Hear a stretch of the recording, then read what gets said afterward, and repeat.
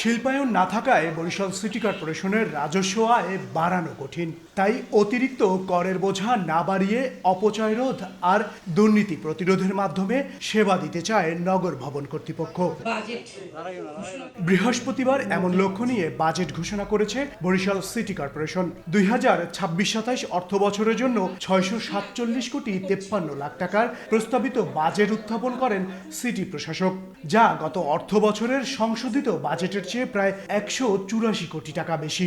সব ক্ষেত্রে অপচয় রোধ করা, দুর্নীতি প্রতিরোধ করা এবং এভাবে সীমিত সম্পদের সর্বোচ্চ সদ্ব্যবহার করা, আমরা সে পথেই অগ্রসর হচ্ছি। আশা করছি কর্পোরেশনের উল্লেখযোগ্য পরিমাণ অর্থ সাশ্রয় থাকবে এবং কর বৃদ্ধি না হলেও নগরবাসী পূর্বের তুলনায় অনেক বেশি নাগরিক সুবিধা লাভ করবেন। আমি এখন 2026-2027 অর্থ বছরের প্রস্তাবিত বাজেট 647 কোটি 53 লক্ষ 85,309 টাকা মাত্র ঘোষণা করছি। এদিকে ঘোষিত বাজেটে সবুজ, পরিচ্ছন্ন এবং নারী ও শিশু বান্ধব স্মার্ট মহানগরী গড়ার প্রতিশ্রুতি দেয়া হয়েছে।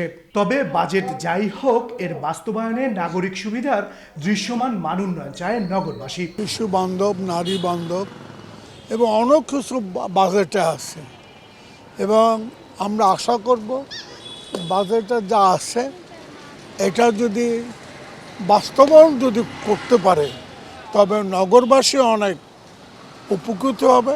কর বৃদ্ধি না করে যে উন্নয়নের কথা উনি বলছেন, এটাও সম্ভব। আমাদের দেশে কিন্তু ম্যাক্সিমামই হচ্ছে আয়ের অপচয়। এই ড্রেনেজটা বন্ধ, এই লিকেজটা বন্ধ করতে হবে। এটা উনি আমার শুরু থেকেই বলছেন যে অপব্যয়, অপচয় এবং চুরি, যেটাকে আমরা অনেক ক্ষেত্রে ভদ্রভাবে আবার সিস্টেম লস বলি, এটা আমার মনে হয় যে এটা একটু নজরদারি, যদি কঠোর নজরদারি থাকে, এটা সম্ভব। সিটি কর্পোরেশনের তথ্য মতে গেল অর্থ বছরের সংশোধিত বাজেটের তুলনায় এবার বাজেটের আকার বেড়েছে প্রায় 40%। মেহেদী হাসান বাপ্পি, সময় সংবাদ, বরিশাল।